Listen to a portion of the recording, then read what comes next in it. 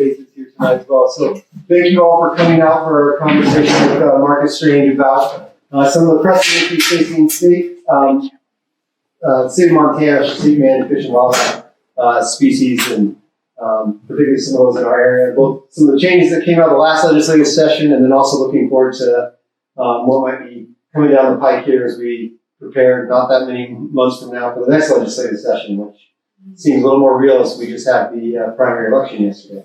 So again, my name is Peter Metcalf, and I'm the Executive Director here at Glacier-Two Medicine Alliance.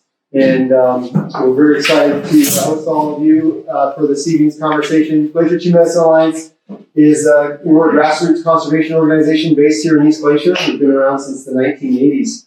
And we work predominantly on trying to protect the ecological and cultural values of Glacier-Two medicine, keep it wild and developed.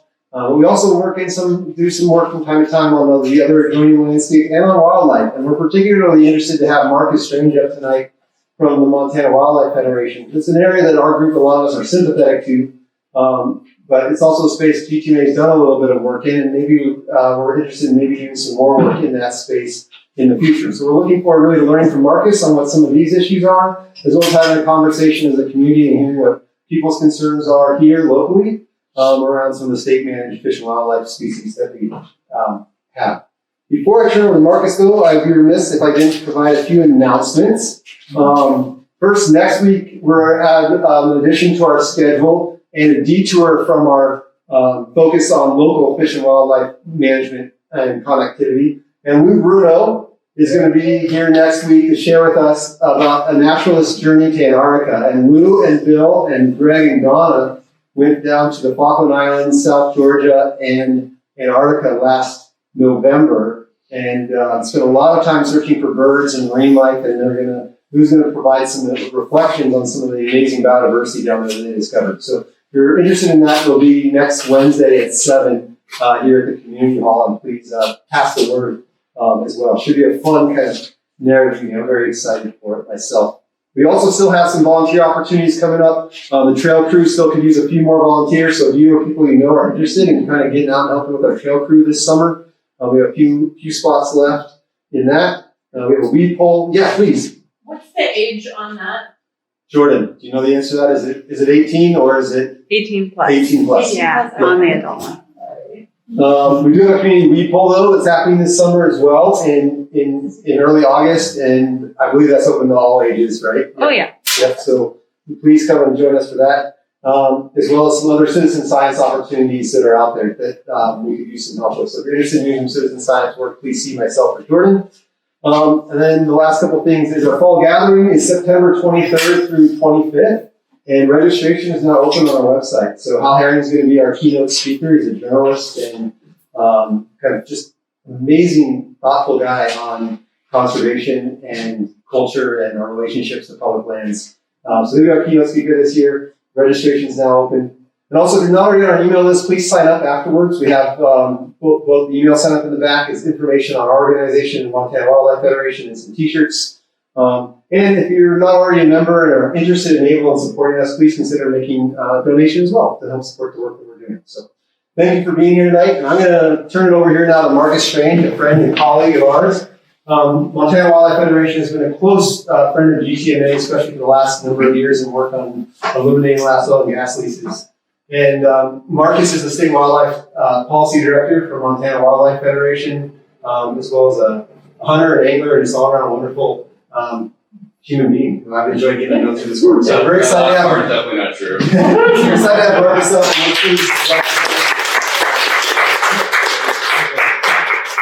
I was going to test this. Hey, look at that. I have to tell you all, this is really kind of surreal for me. First, thank you for having me here. This is awesome. But when I took this job, actually, I should skip ahead. So this is what we're going to talk about tonight. Do a little introduction, talk to you about who MWF is, talk about key issues, and then give you a state policy update. But this feels surreal because 5 years ago when I took this job with the Montana Wildlife Federation, it was my first job in conservation. I had worked in city and state government up to that point. And I took this job, and part of my portfolio and what I was being funded to work on, as Peter mentioned, was oil and gas reform in the Glacier-Two medicine. My boss said, you need to go up to East Glacier and sit down with a guy named Lou Bruno. So I don't know who that is. So one of the first things I did in this job was come up to, we were over at the Two Medicine Grill and we had breakfast. And that was one of the first, that was like my second week on the job. And so I just hit my 5-year mark with MWS. So this feels very surreal. And I've been fortunate to know Lou and Peter and the rest of the folks at Glacier-Two Medicine Alliance. You guys are really lucky to have them in your community. And I feel fortunate to be able to come up and talk to you all a little bit tonight. Kind of the way I envision this going is I hate PowerPoint, and you're going to see I got super lazy and started recycling photos, so you can see at what point my interest in putting the PowerPoint together started to go downhill by you start seeing the same photos again. So I'm gonna run through this, fairly quickly. We're going to highlight a lot of state policy concerns that I have and my organization has, and then I'd really like to open this up for a discussion. Hopefully, what this will be is a conversation starter for us all. I want this to be a true community conversation. What I would ask is as I go through this, maybe take some notes, just so that I can get through it all and we can kind of have some cohesion and we're not, as you'll see, there's some pretty big issues here that we could spend the entire evening talking about, or maybe the entire week talking about. So I just want to make sure that we give everybody an opportunity to have whatever interest they have, that you have time to talk about. So that's just so we don't get hung up talking about health all night, which I can very easily do. So this is a little bit about me. I've been with MWF, like I said, for the last 5 years, since 2017. I've had a couple different roles with the organization. I was the Central Montana field rep, which was when I first started working with GTMA and other partners to protect the values of medicine. And then as our organization grew, my role evolved, and I moved into more of a partnership role, which is where I was working across the state with all kinds of different nonprofits, elevating their missions and helping them as they did conservation work. And then about a year ago, I had the opportunity to move over into this position, which I'm very passionate about. I love the state policy side of things. I love the government relations side of things. It does mean, however, that if you ask me a super in-depth question, I'm going to give you a lobbyist answer, because that's what I am now, one of those darn lobbyists. And I'm not going to be able to tell you the population density of the grizzly bears in the NCD. I rely on guys like the folks in the back there to know that kind of stuff. So what I'm trying to say is I am very comfortable telling you I don't know the answer to a question. I'll probably do that a couple of times tonight, but what I can tell you is I'll figure it out and I'll get back to you. So expect some follow-up from me if you have an in-depth question. This is a little bit about the Montana Wildlife Federation. So Montana Wildlife Federation started about the same time as the National Wildlife Federation, for those of you that know the history there. We were one of the first state affiliates. Back in 1936, we were started actually by hunters and landowners, which is really interesting considering the conflict between those two groups now. And we're trying to get back to some of those more collaborative ways of doing things, sitting down across dinner tables, which I've been doing a lot of recently. It feels like I've covered the entire state, sitting down and having coffee with folks. We want to get back to that good neighbor way of doing conservation work. So we have a great network of affiliate clubs. If you're familiar with affiliate models, it's not your traditional chapter or club type of model. We don't tell these organizations what to do or how to advocate for a change. We simply support them and they support us when our values and missions align. So you might recognize some of these folks. There's a lot of very long-standing organizations that we're fortunate to partner with. And they help us get a lot of work done, which is fantastic. So the next couple of slides are just going to be current issues that the Montana Wildlife Federation is working on across the state, just to give you an idea of some of the things we're dipping our toes into. So first is wildlife issues. So elk management, obviously right now, is a really big deal. They just did their season setting, and by that I mean Fish, Wildlife, and Parks just did their season setting and changed a lot of things up. If you are an elk hunter and you well, even up here, you will notice that some of the hunting districts look different. A lot of quotas look different. They really changed things pretty drastically from the way that they've done it in the past, especially if you go over to central Montana. And one of the reasons they did that was they were trying to help alleviate some of the over-objective populations that are being exacerbated by limited access to elk. And so we've really been wading into the elk management issue. We participated about maybe 3 years ago in the first FWP Elk Advisory Group. And that was the precursor to the upcoming elk management plan update that should be coming in the next year. FWP is rewriting this entire elk management plan. If any of you have seen what those look like, they're about that thick, and it takes a lot of work. And so this first group was something that we were involved in. I was the representative for MWF on that. And it's something we're still participating in the current one, which is the next step. So it's a multi-step process. There's a bunch of advisory groups that aid in the formation of this plan. And then we show up at the legislature. This is Private Land Public Wildlife Council, which is a council that works at the pleasure of the governor, and then Environmental Quality Council and the commission. So all of those are things that we are showing up and participating in to help manage elk. I'm not going to spend too much time on elk. If you have specific elk questions, we can dive into it during the Q&A part. And then I would be remiss if I didn't mention this last thing. So the Montana Citizens Elk Management Coalition was a coalition that started about 6 months ago when a bunch of groups felt like there was some things that could be done better at the state level to manage elk. And so it's a citizens group that's come together. We're developing public policy recommendations that we're going to craft into legislation and hopefully change some things at the legislative level moving forward. So ourselves, Montana Backcountry Hunters and Anglers, Montana Union Sportsmen Alliance, Artemis, Sportswomen, a whole host of nonprofits have got together and formed this coalition. So as I said, the goal is in 2023, we're going to have a slate of legislation to help improve elk management and make it less political, and return a lot of the management to the state and get it out of the legislative process. So some additional things that we're engaged in when it comes to fish and wildlife issues are FWP funding and funding expansion, federal funding, grizzly management, chronic wasting disease, sage grouse, and then lead-free education, really trying to educate people about the benefits of moving away from traditional lead and going to alternatives such as copper, just to be more ecologically friendly.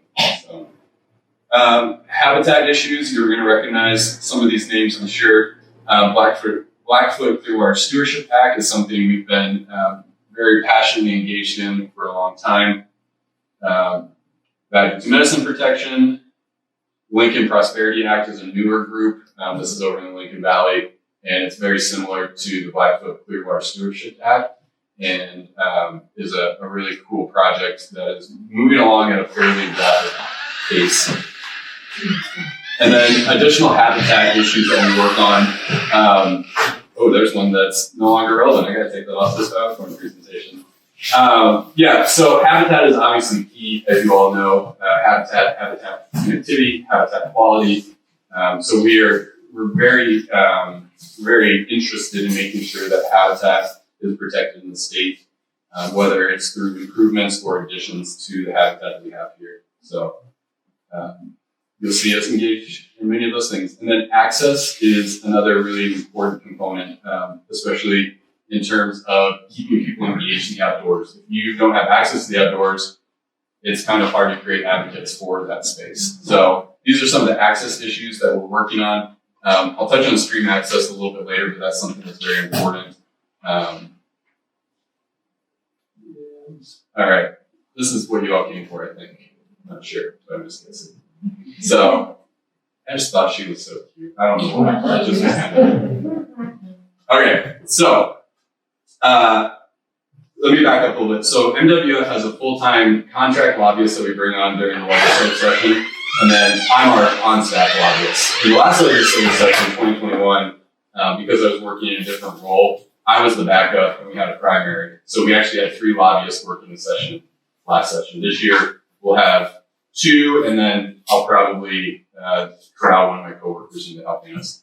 But we're heavily engaged in the legislature, and part of the affiliates, as I mentioned, one of the reasons that they become affiliates is because they don't have to hire lobbyists. We lobby for them on different issues. And so when Peter asked me to do this, I had to scratch my head because the session felt like a blur. You know, it's only 3-4 months and it goes by so quickly. And just for comparison, Wyoming this last session only had about 30 to 40 fish and wildlife bills.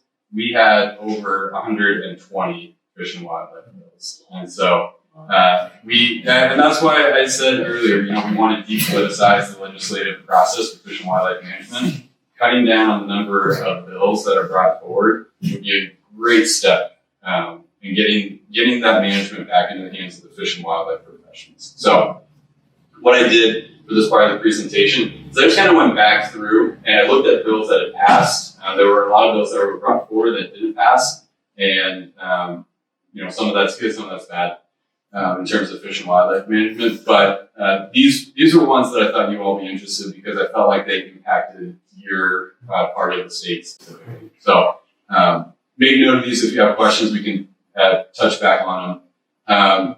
Senate Bill 60 was a great bill. It required trappers to take trapper education, which wasn't required before. So that's a really positive thing. Trapping's, a big tradition in the state. We just want to make sure that people are properly educated on how to do it the right way. Senate Bill 275. And I should have said, I was talking to Peter and I told him I was going to say this, but when I talk about this, I'm a 501c3 employee, which means I can't talk about people. I can talk about principles, I can talk about practices. And so as I talk about this, when I say good or bad, what I'm referring to is not partisan. It's just, was it good for wildlife or was it bad for wildlife, in my opinion? So that's my little disclaimer. Senate Bill 275 was problematic from a public process standpoint, mostly because what it did was it removed, there was a requirement that there were several seats on the board of outfitters and that were members of the public. And what this bill did was it removed that requirement, so it is only outfitters on the board. And we love outfitters, I have lots of friends who are outfitters, this is not an issue of outfitters, but they're making a profit off of a public resource and the public no longer has oversight in how that's being allocated. And so from a public process standpoint, that was concerning and from our perspective, problematic. And so these are all, as I said, these are all bills that passed. So you think about that, think about if you had a board and it was only, your own user group managing it, it'd be concerning. I threw Senate Bill 61 on there just because it was a feel-good bill and it was one of the few wins that I could find. Senator Flowers said, we have free fishing on Father's Day. Let's have free fishing on Mother's Day too. So that was pretty cool. Yeah, if you didn't fish on Mother's Day, do it next year. And then this was another good bill. House Bill 163 revised the Fish and Wildlife Commission. And we're going to talk a lot tonight, I hope, about the Fish and Wildlife Commission. As you all think about how to get involved in the public process and how to affect change, the best place that you can do that is at the Fish and Wildlife Commission level. And the reason for that is, the legislature sets laws, the Fish and Wildlife Commission executes those laws, and they have a lot of discretion for how they execute them. A lot of the bills that get passed are may bills, not shall bills. And so the Fish and Wildlife Commission doesn't necessarily have to implement those things. And I'll talk about, when I talk about this muzzleloader one, you'll see what I'm talking about. But Fish and Wildlife Commission, similar to your county commissioner, really affects you at the local level. And so it's great if you contact your representatives. And I would highly encourage you to continue to do that. But if you care about a specific issue like grizzly bears, that's getting executed at the Fish and Wildlife Commission level. And I'll talk a little bit about how to get involved with them at the end of this. But so what this bill did, if you're familiar with the way that the commission was set up before, is there were 5 commissioners, and they had kind of this very oddly divided territory across the state. This bill revised that, and now there's a Fish and Wildlife Commissioner in each hunting district. So there's 7 hunting districts across the state, and there's a commissioner in each one of those districts. It just is cleaner, it makes more sense, it's better representative of the local communities, and so this was a good bill from a representative that you'll see brought some not so great bills for wolves and bears specifically. So now I believe you all are in Region 2. 4. Thank you. So Region 4, your commissioner is Casey Walsh, I believe. And he represents you at the Fish and Wildlife Commission level. So, it is Commissioner Walsh. House Bill 242. So this is a bill that established a muzzleloader heritage season at the end of the general hunting season. This was a hard bill for us to lobby on, and the reason I want to bring it up is for this reason. We in the state have long seasons, and they're broadly governed at the legislative level, and by that I mean the power to administer these seasons is in the hands of the Fish and Wildlife Commission. This bill put this season in statute, which means that they have to do the season every year. So let's say there's a year in a specific area where your mule deer are struggling and they want to end the season early. They cannot do that. They have to have this season. And what we argued was, it's a good idea. Let's have this heritage season, but put it in the hands of the Fish and Wildlife Commission. Don't put it in the Montana Code annotated that says you have to do this every year, or that you have to do it on these specific dates, because that's what that says. There's specific dates that they have to do it. It's not adaptive. It's not nimble. It doesn't allow for adaptive management. And so a lot of my testimony, a lot of my lobbying is very easy. I just simply say, put this in the hands of the Fish and Wildlife Commission. Put this in the hands of the Fish and Wildlife Commission, because they're able to do things much more quickly and much more adaptively. So this was a problematic bill, not that the idea was bad or that having a heritage hunting season was a bad idea. It was the public process behind it and putting it in statute and setting it in stone. And then this last one, this was actually a good bill as well. So there's specific species where if it's deemed unfit for consumption, you can go and get another license. Specifically moose, what this bill was centered around. There was a gentleman up in Kalispell who drew a once-in-a-lifetime moose tag, and he shot the moose, and it had some kind of disease that made it unfit for consumption. And this gentleman was probably in his late 60s. He waited his whole life for this experience, and now he couldn't even eat the moose that he had taken. And so he went to Representative Gunderson and said, hey, this just feels wrong. He agreed, we agreed, and we got this bill passed. So now, in the future, you can go if you're moose, your bighorn sheep, or it's not for elk or deer. It's a very specific species, but you're able to get a replacement license, which is makes sense. It seems fair. All right. So last legislative session, these were two bills specifically that affected bears. And I'm sure there'll be lots of questions, so I'm just going to touch on these very briefly. This first one was the implementation of a hound hunting and chase season. So this last spring, we had the first in decades bear hunt with hounds. I believe the number I saw recently was 13% of the harvest this spring was done with use of hounds. Somebody knows the correct number, feel free to correct me on that, but that was the number that comes to mind. So I would assume that number will continue to go up as more people get into this, but we are now hunting black bears with hounds in the springtime. And there is also a practice season that goes into June. So just be aware of that as you're out on the trails, that people may be practicing chasing bears with hounds. And then this last one down here in the bottom, this was all about where they could relocate grizzly bears, and now that has to go through the Fish and Wildlife Commission. They have to approve the relocation sites for grizzly bears. This is problematic because, again, it's politicizing something that should be decided by Fish and Wildlife managers, and we had a problem with that. We said, we hire these folks for a reason. Let's let them decide what's best. But the legislature saw fit to do differently. So now that's the process. So you'll see they did it earlier this year. I don't know if there'll be any more, but if you tune into the commission, you'll see there's discussion about the sites and where to approve them and where not to approve them. In fairness to them, they did a pretty good job this year. The sites felt good and fair, and it seemed pretty equitable. But again, it's just one of those things where it shouldn't be politicians making those decisions. It should be Fish and Wildlife managers. So Wolves took a real hit this last legislative session, and I won't go into each one of these, but essentially the legislature gave a lot more freedom to the means of take for wolves. They also extended seasons, and then they gave some powers on private property, such as night hunting and baiting. You can now do that for wolves.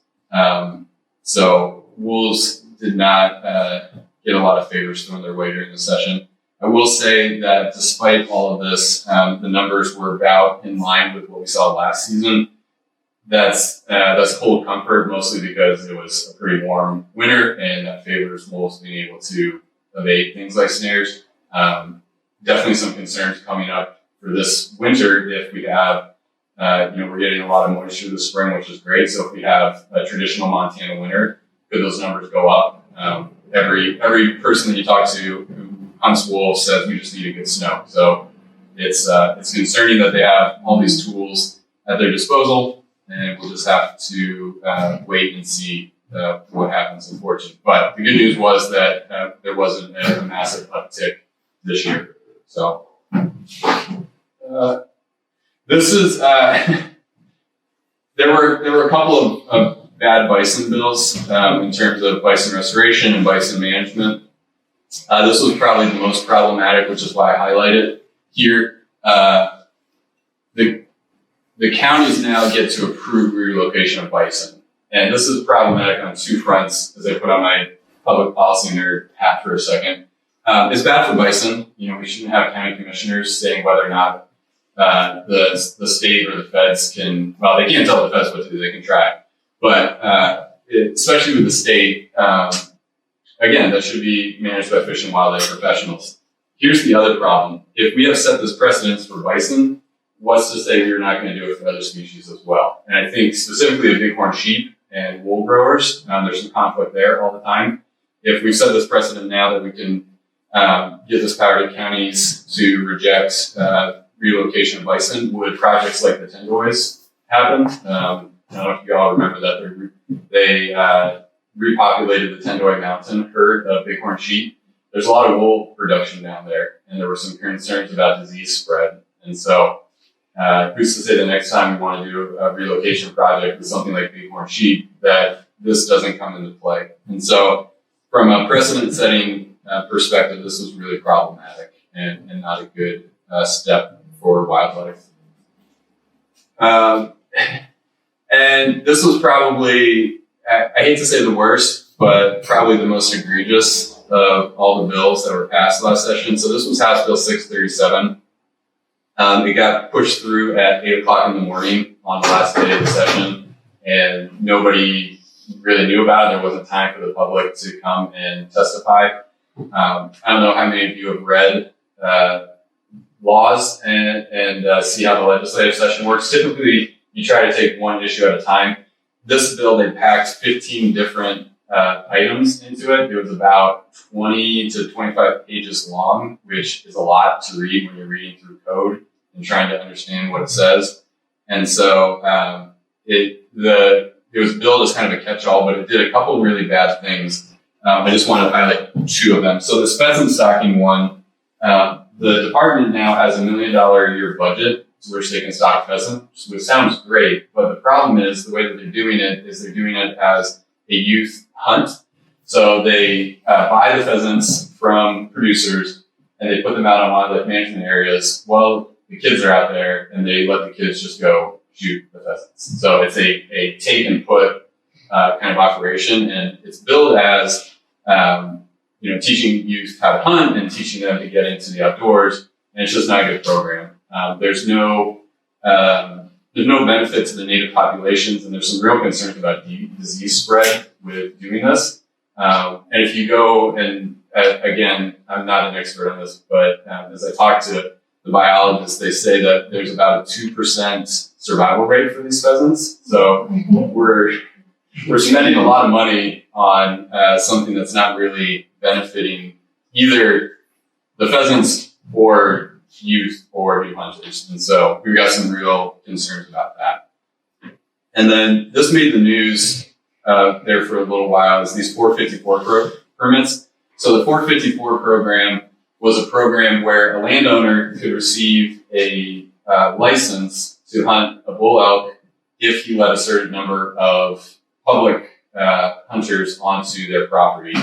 And so originally it was a great program. This bill took it and edited it. So it took it down to a 1-to-2 ratio. So one license for the landowner, 2 public hunters. And so we just lost a lot of opportunity. And if you go and you read the intention of the bill was to help landowners bring down problematic populations of deer and elk on their place. And what it's turned into is really just give me a license and I'll let a few people on. And that's not really what it was intended to do. And so this was concerning. And we saw how it played out this year. It was kind of a mixed bag. There were some landowners who, they got their license and then they just kind of opened their doors and said, yeah, like, come on, like, as many people as we can get, let's get them on here. And there were some of the, more affluential ranchers who took their tag and they let the bare minimum on and that was it. So it doesn't feel like a really good management practice, which is what this was supposed to be. So that was another problematic bill for sure. So as I look forward to the 2023 legislative session, there's a bunch of things that I'm thinking about and starting to plan for. It's kind of exciting now that we're past the midterms because I kind of have this rough idea of what the legislature is going to look like. I can start thinking about who I want to sponsor bills, who I'm going to need to lobby on things. So these are the things I'm thinking about as we go forward. This one, so Habitat Montana, who knows what Habitat Montana is? Okay, fun. So Habitat Montana is a habitat improvement and purchasing program that the state has. Its primary goal is to purchase new habitat that the state owns and manages. So this is funded through sportsmen and sportswomen dollars, and it's its own line item. The money goes from license sales directly into this program. It also gets some money from this citizens initiative, which I'll touch on in a second. But it's not pulling from any other pots. It's not pulling from the general fund. It's not pulling from federal funding. It's a great program. And there's already been rumors about funneling this money away for other things, such as leasing of public land and all kinds of other things that shouldn't be done. There's a bill that was brought forward in Wyoming that would do away with perpetual easements. Perpetual easements are really important, especially for land trusts who want to do land conservation. So there's been rumors about wanting to do away with perpetual easements in the states. And I was even able to dig up the bill language that they're going to use when they bring that bill. So that's highly problematic for landscape conservation. And then access programs are always under attack. They're always looking at ways to limit public access and to do away with a lot of funding to improve public access. That brings me to conservation funding. So last year there was that citizens initiative that allocated some of the funding or some of the tax revenue from marijuana sales to go into conservation. So we've already done a bumper crop of conservation funding from this. That goes into things like Habitat Montana, that goes into things like trails improvement, state parks improvement, and the rumor on the street is that they're going to siphon off this money for other things. And so the citizens already said they want this money to go to conservation less than a year ago, and yet here we are fighting about it again, which is something that we're prepared for. I'm just always worried about bison. Bison seem to get, a raw deal every legislative session. There's a lot of fear and concern about them. And so, I'm just mentally preparing that there's going to be some bills that, will, seek to stop bison reintroduction or, other attacks on bison. Elk, I already hit on a lot of the issues there. Just in general, the privatization of public resources is a big concern, and elk kind of represent that because they're the animal that brings in the most money in the state. Hate to think about it that way, but there's big business around elk. And so there will be some bills that will negatively impact elk. Nobody seems to care about deer, which is kind of funny to me, but elk get a lot of attention. So And then stream access. There's a few politicians specifically who have made it very clear that they're going to repeal stream access. Who knows what the stream access laws are in the state? Okay, so the stream access laws in the state say that you, as a citizen of the state, can be in the water up to the high water mark, even if it's on private property. So if you're floating, if you get in a fishing access site and you float through Farmer Johnson's, back 40 and you want to get out, you can get out and you can walk up to the high water mark in the state, which is a pretty phenomenal access program. I'll let you use your imagination for why people would want to repeal that. There's there's an episode of a TV show that will go unnamed where they talk about this very thing. So use your imagination. It's gonna come under attack this year. Predators, I just put predators down because, wolves, bears, fur bears of all kinds are always constantly under attack. And we have to be very concerned, given what happened last session, that there will be more similar bills coming this session. And then I touched a little bit on some of these types of things, but funding and budget diversions. There's all kinds of things that have been talked about. Right now they're talking about moving the wildlife division into this new recreation division for whatever reason. And there's a diversion problem with that because there's federal funding that goes to fund that wildlife division, and it needs to be managed in a specific way. So we're constantly watching budgets, and I'm constantly falling asleep reading things, but we're keeping an eye on funding and budget diversions. And then I talked a little bit about prioritizing that. I don't know why I went to that one. That's annoying. Go there. This is from another PowerPoint that I did, so there's probably something in here that don't apply anymore. What I want to, can you read this, Jordan? Yeah. Can't hold it anymore. Thanks. What I just wanted to touch on real quick before I kind of open it up for discussion is there's lots of opportunities to get involved, and we always need letters to the editor. We always need people showing up during the legislative session, contacting your legislator or legislators, and those are all super important.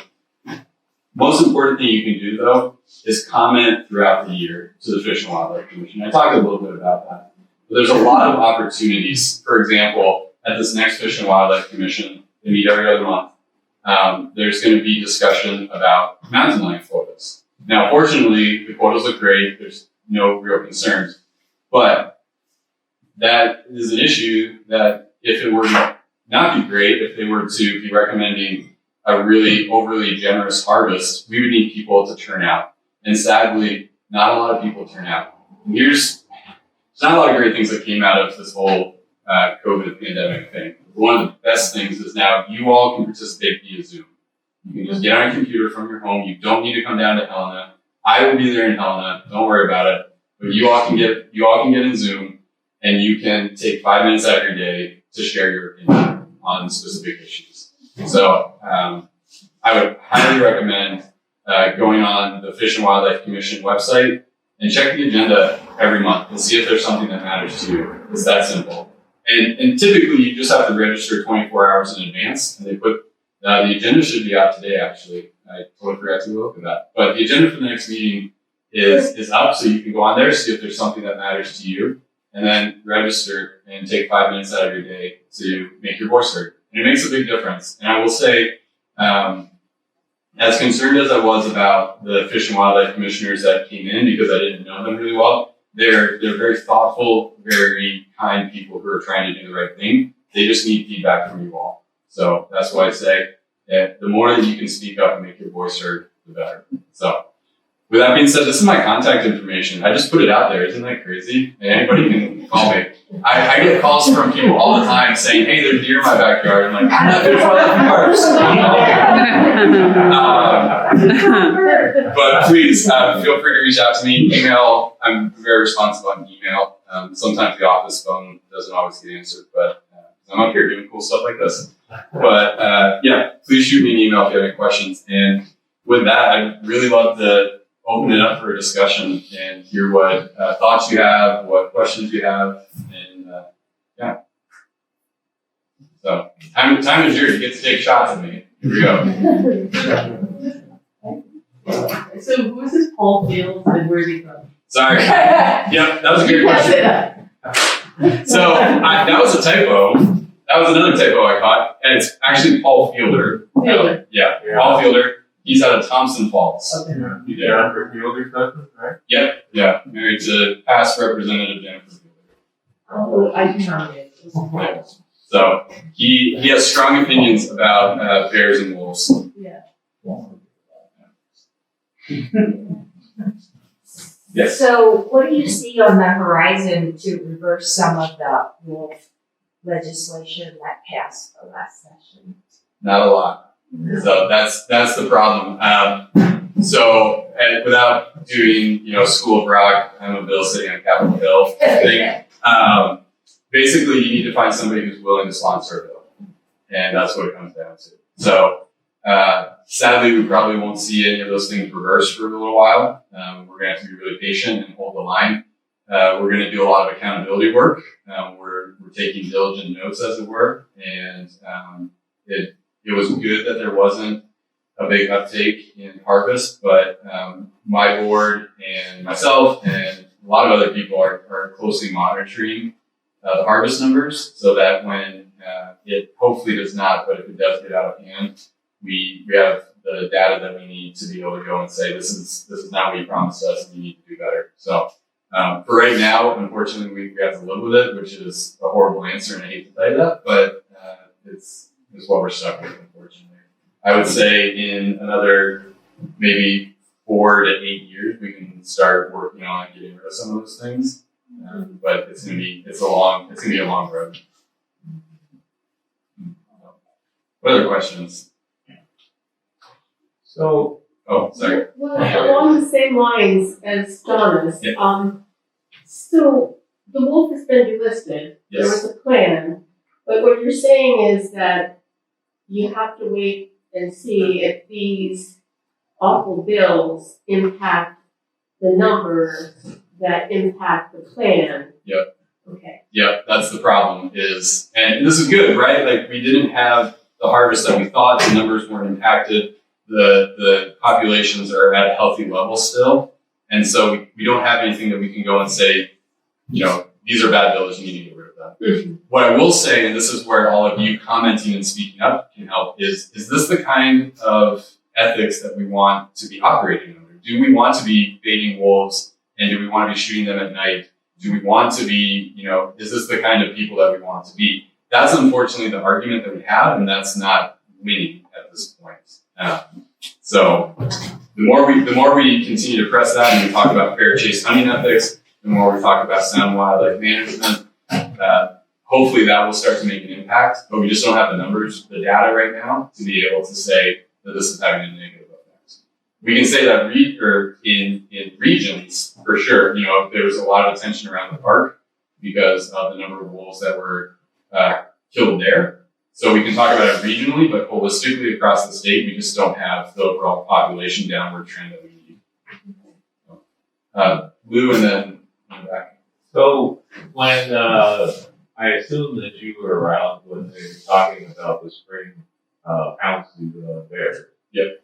Was there any dialogue about what would happen if hounds got the trail of a female grizzly with cubs? What would be the scenario there? Yep, there was some discussion, and it went like this.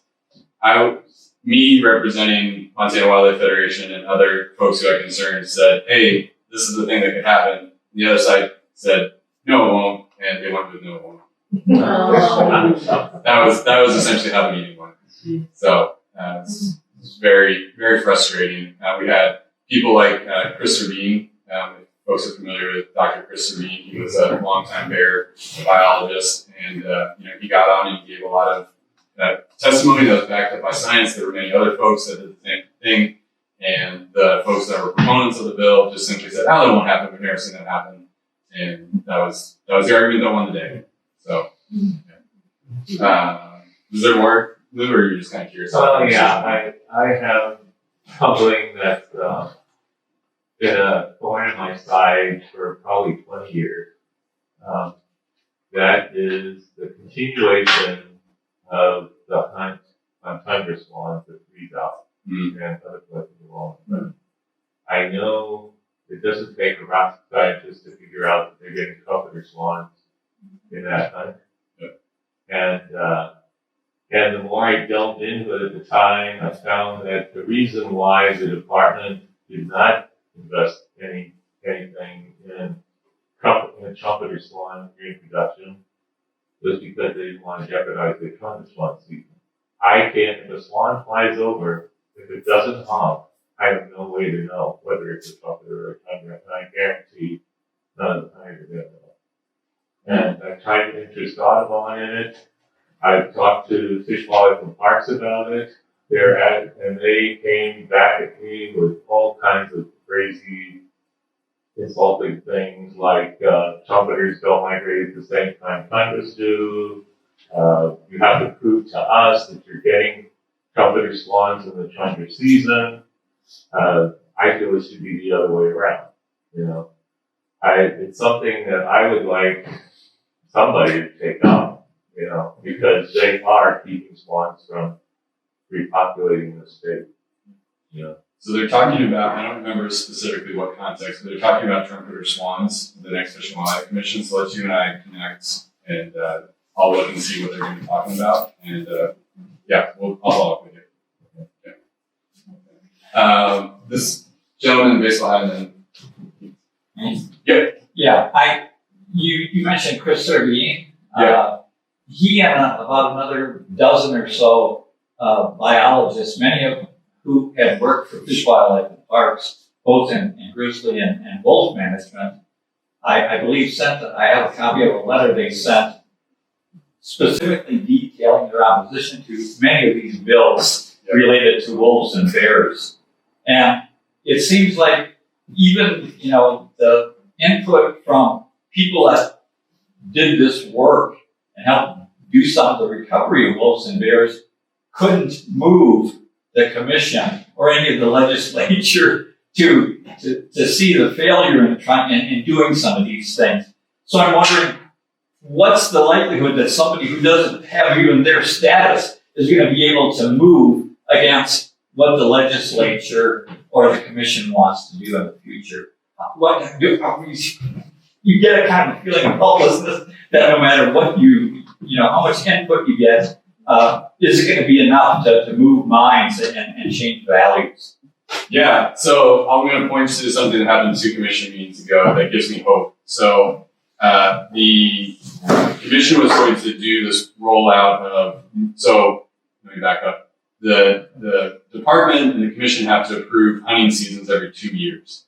And what they were proposing was going to be incredibly detrimental. It wasn't based on science. It would have favored outfitting and private interests over public interests, and it was incredibly problematic. And we organized and got people turned out, and they changed their proposal in the meeting the day of, on the spot, because of the amount of public opposition that they got to what they were proposing. And it was confusing, and it was messy, and it was funny because I called the department the next day and said, hey, I need a readout on what you guys approved. And they're like, we don't even know what we approved, but it got done, and it, not ideal, but it was better than what they were proposing. So I have hope that if people show up and they speak up, that we can make change. I think, again, it's one of those things where the squeaky wheel is getting the grease right now, and we just need to be squeakier. So I think that makes sense. It makes sense in my head. But yeah, we need to be squeakier. So that's your takeaway for tonight. Yes, in the back. Back to Lou's question. So when you mentioned this black bear practice chasing with dogs season in June, what do they say about little tiny baby cubs also getting chased by dogs? They'll be fine. Don't worry, they'll be fine. That's it. Okay. Yeah. So unfortunately, that was one of the things where, again, going back to what I was just saying, we didn't have enough people turning up, and it's really hard when, I do this for a living, right? I get paid to do this. I'm a staff person. In that, I was one of the few people showing up and saying, this is wrong, we shouldn't be doing this. The other side packed the room with, dozens of people in favor of it. And so, that won the day. And yeah, I mean, what the people in favor of the chase season are saying is, you know, the cubs will treat, the mom will treat with them, they'll be fine, don't worry about it, and then officially they're not supposed to shoot them on the cubs and they'll just leave, right? right, yeah. Gotcha. Yeah, and the chase season in June is purely practice. They treat the bears, and they're supposed to like take a picture or whatever, and then leave. How often There's- does that happen? You know, that's what they do. That's pretty common practice. But I think the problem is you're going to start having conflict with other user groups. You are going to separate cubs from mom, and it's going to be a problem. So I have a follow-up question. So you talk about they're back in the room, you're the only guy. Maybe you already said this, I came in late. Is there like a glass that goes up that says, hey, show up. We need people to show up with testimony this day about this issue. Sign up for the GTMA email. Sign up for MWF emails. We do. Our groups coordinate and we send out information. Sure. So I would say, you know, be as engaged as you can be with as many conservation groups as possible. The only thing I count is we get a ton of emails. Yeah. Right? Sometimes people will click. I'm just saying. Red alert, something like that, where people will actually see it rather than just something in another email or newsletter. That's a suggestion. Maybe you already do it. You're gonna start putting those little ambulance like Yes. emojis in the subject line. Yes, exactly. That's what Yeah. you do. Yeah, Marcus, if I can jump in here, I think that is getting, and others are getting it. I think one of the challenges in the fish and wildlife, state managed fish and wildlife issues, is we've had a lot of our constituency for state managed species has been hunters and anglers for so long, landowners, and the general public has either been less organized for traditional game species, or because of the way that state management has worked, they've been less, they've been excluded from some of the considerations in the decision-making process, right? Yep. And so what we've seen is the non-hunting and angling public, or hunting and angling public that has interest in other species besides for hunting and angling purposes, you know, has been more organized, say, around bird conservation or federally listed endangered species like bears and previously wolves and stuff. And so I think there's a challenge right now, you know, in terms of getting the general public whose sentiments are more pro-conservation or pro-wildlife conservation engaged in this space if they don't have the same kind of traditional connections to hunter and angler groups like Montana Wildlife Federation that has traditionally been a hunter and angler group. And so my question is, I think this last legislative session was, at least here in Montana, a wake-up call or of some sort, and about the need to organize a constituency for wildlife that is much broader based and more based in the broader public interest in wildlife, whether that's for consumptive or non-consumptive purposes. And what do you see happening out there right now in terms of, you know, are others taking that, other organizations that you work with in your network or professionals you talk to, having those sorts of reflections, and what kind of efforts maybe are happening in response to help folks who, you know, are, you know, photographers, wildlife admirers, everyday public, but not connected to the hunting and angling crowd, get more engaged in these kind of statements? Yeah, that's a great question. And, you know, we pushed back pretty hard during the legislative session because we started hearing that, you know, these people this or these people that, they're not a hunter, they're not this, whatever. And it caught our attention. And my board has been having in-depth, very rigorous discussions about how do we broaden our base, you know, make our tent bigger and make it a more inclusive place for everyone who cares about wildlife. And you know, I'd be lying to you if I said we have a great answer on hand, but we're having that discussion and we're trying to do better. And we are, you know, we're the Montana Wildlife Federation. You know, it's not the Montana Wildlife Hunters Federation. We're a space for everyone that cares about wildlife. And we're trying to represent those people, because you make a really good point here. There hasn't been a great space for the non-consumptive users. And so it's going to take some work, it's going to take some time, but it is something that we're talking about. So mentioned Chris Rabin a couple times. So he's our board chair and just newly elected 6 weeks ago.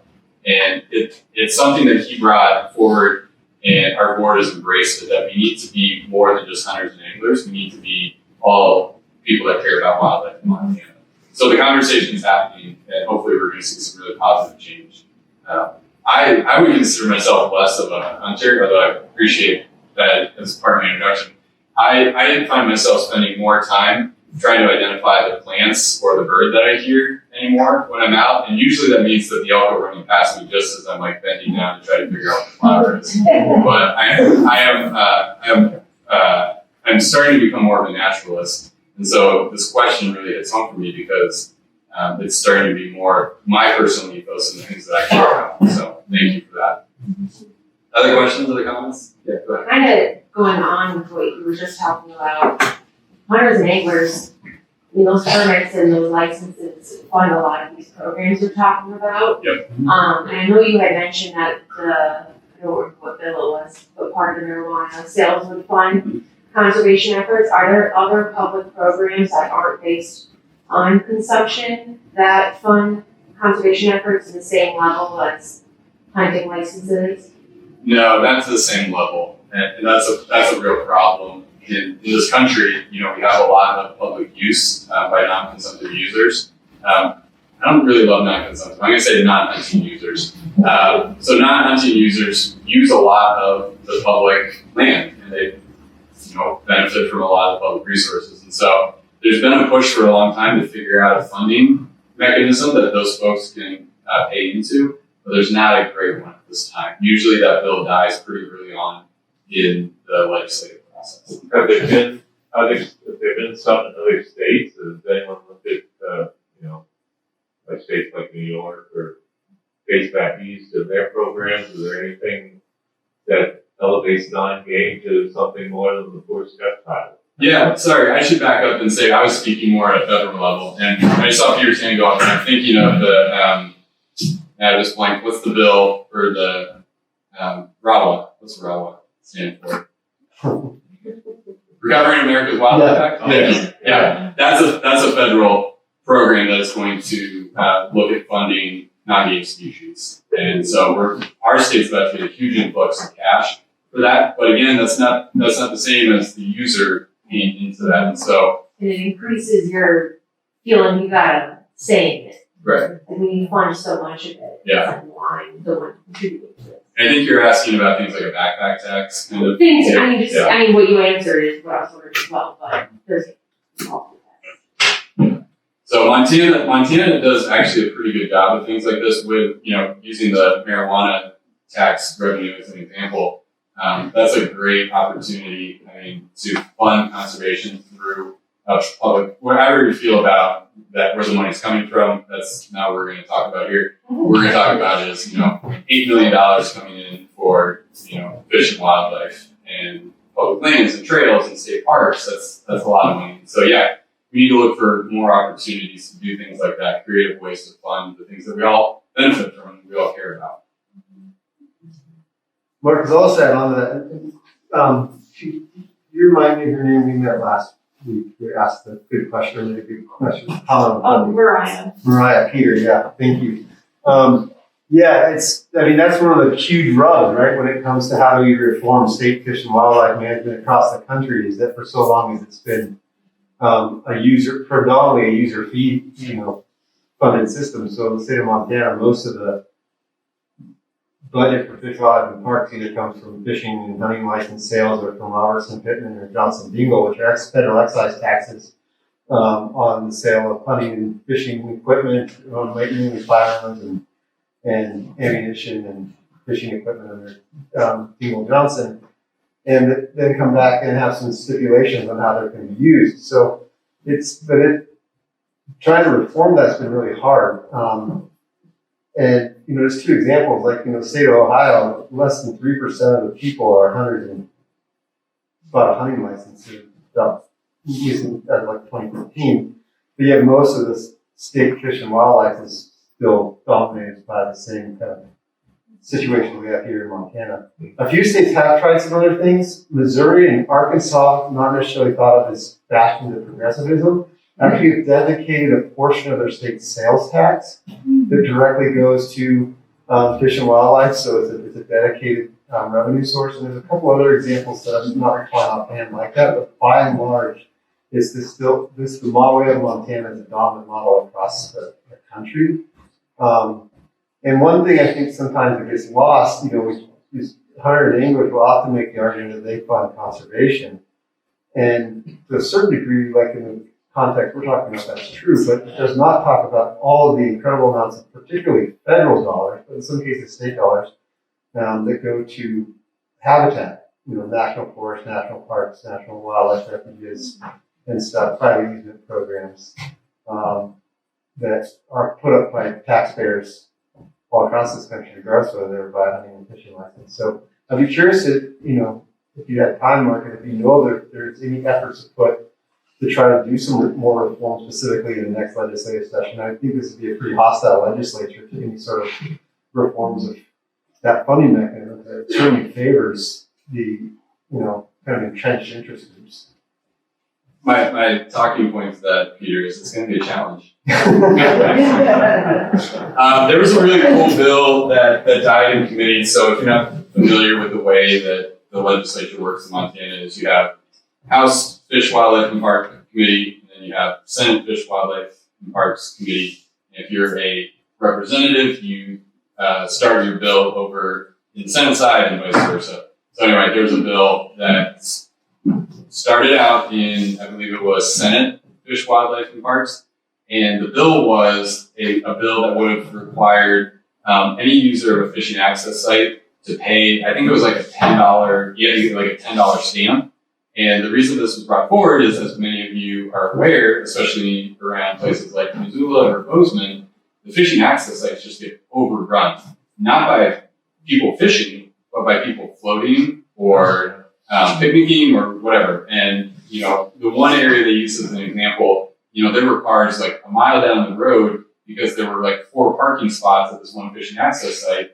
And the toilet was a mess, the pavement was destroyed. So the representative brought it over to the committee, said, hey, what if we just required that at the beginning of the year, everybody buy like a $10 stamp, it would go like on their their back window or wherever, and then, wardens can come around and they can find people if they don't have it, but we would get some funding. And it died in committee because of politics and, we have to do a budget, blah, blah, blah, and infrastructure, blah, blah, blah. So there's some creative things that come forward. We just need people to support it.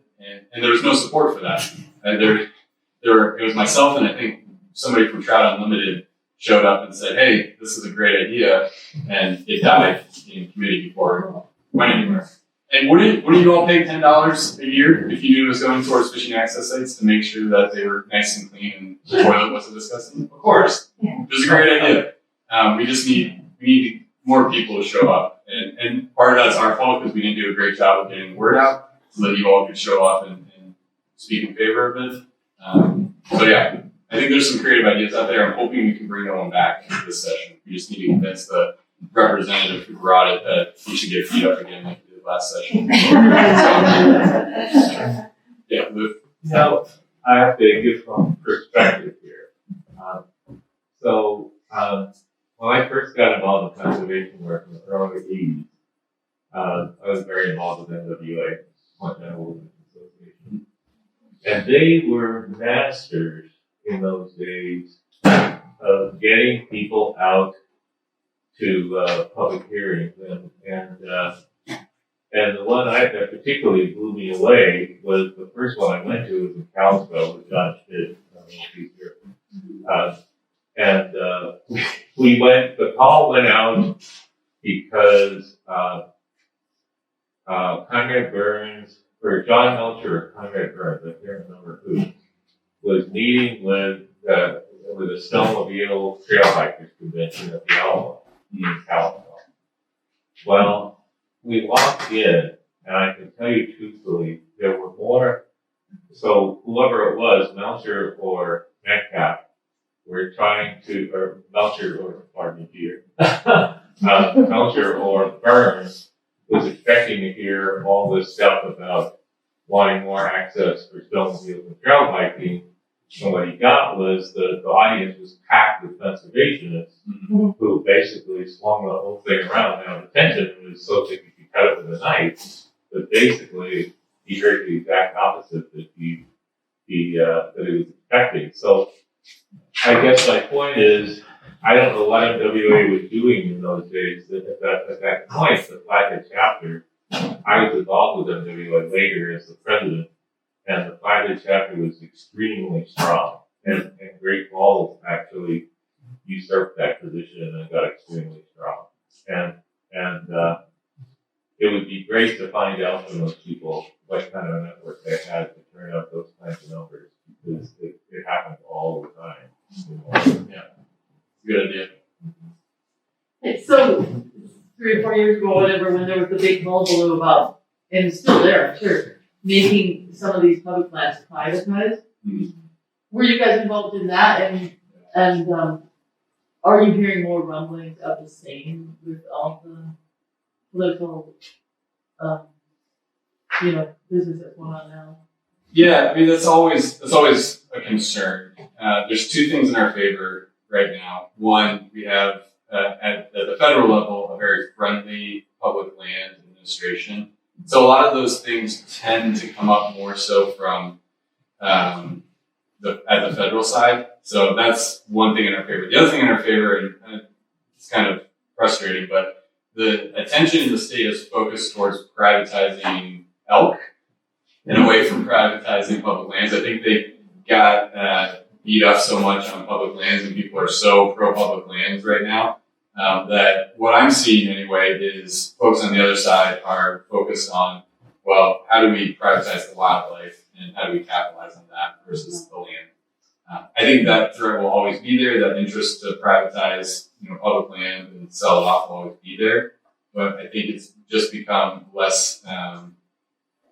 It's almost political suicide at this point because everybody is watching out for that. So currently, no big threats to public land becoming private. Good. Yeah, that's good. Yeah, go ahead. Any rumblings about current crossing or anything like that? I hope not. Good grief. That's so. I think that question is coming from what happened over in Wyoming. Yeah. So Wyoming just had a lawsuit to allow corner crossing, and it's still kind of a murky mess. So what?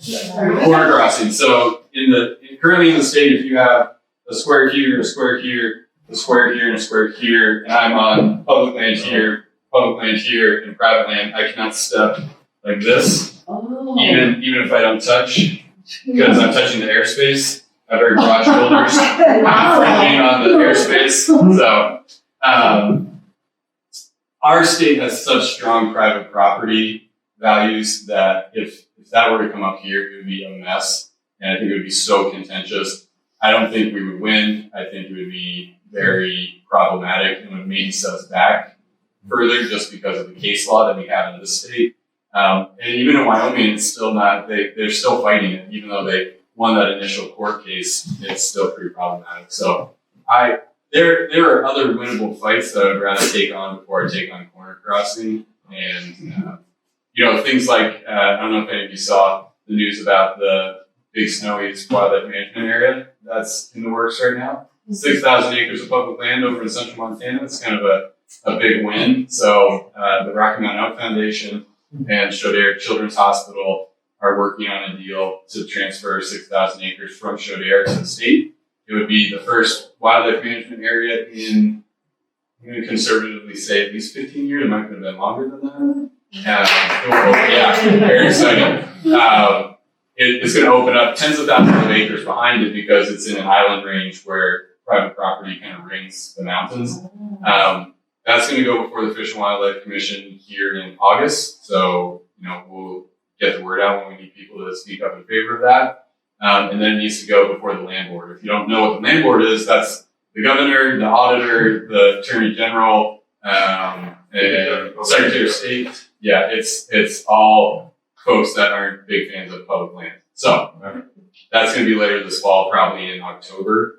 So it's got a ways to go, but in polling, 95% of people support it, and similar numbers in the initial scoping period. So things like that open up public land are what I want to focus on right now, because it's less contentious, they have broad public support, everybody wins, and so there's a lot of things we can do to open up access, and that's funny enough, that's being funded through Habitat Montana dollars. So your money is creating opportunities for you all to go see some really cool country. And in talking to people, it's not going to just benefit hunters. Apparently, the birding loop is phenomenal over there. So, Yeah, we just over there for the, a lot of them had their birth festival. that's right. So, we'll go last question. Can you talk a little bit about the grizzly relocation sites? Yeah. Just how many there are, or the managers have their hands tied with that? Yeah, it's a great question. I don't know how many there are. I can get you that number.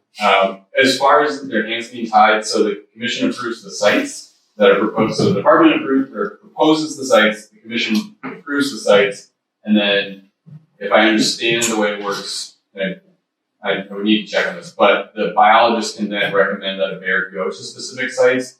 There's different criteria for what determines whether a site is a viable option. So like has another bear been put there recently, some different things like that they have to consider. So that's kind of the process there. So it is pretty restrictive, unfortunately, but they still have some control, and I can get you the total number. I want to say it was like 17, but I'm not 100% sure. So that number might be really high too, now that I'm thinking about it. But I'll check, and we should talk afterwards. Yeah. Regarding the issue of relocation, Yeah. one of the issues is that all of the relocation sites, the legislature wants them to be within what's called a primary conservation area for grizzly bears. They don't want any relocation outside, which might permit bears to emigrate into other ecosystems and begin to create the potential for connectivity, things like that. So this is, runs contrary. The state of Montana supposedly supports what's called the North American model of conservation. And one of the main tenets of that is that you don't manage wildlife. It's managed as a public trust resource for the whole public, not for any special interest. Yep. But something like this, you're obviously doing something which is to help ranchers and whatever people who are outside the PCA not have to deal with bears. And same thing with the bison, allowing county commissioners to decide whether they can be relocated there. That again gives a very small number of people. There's only 3 county commissioners in Glacier County, but they can decide not to allow any bison to be relocated on lands within the county. And so that again is a special interest, because they have, the ranchers are the ones telling them basically what to do, and if they want to get reelected, they do what the ranching community says. So the whole concept of following the North American model of conservation it's not followed.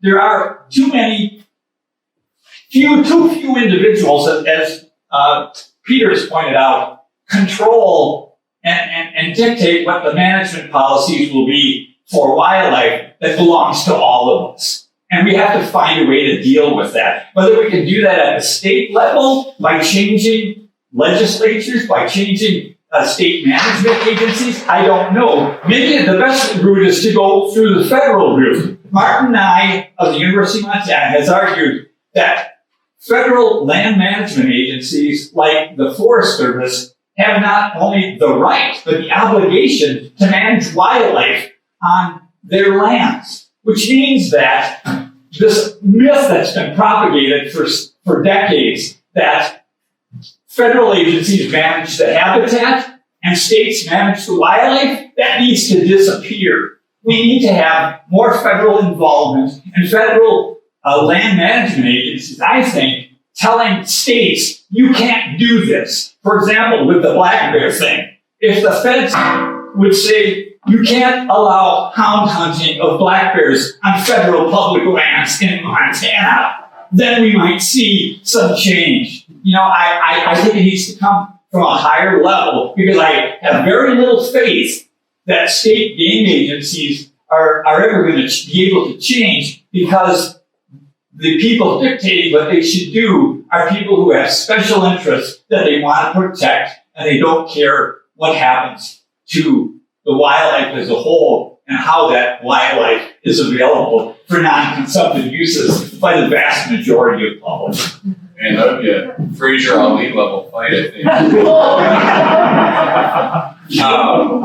Yeah, just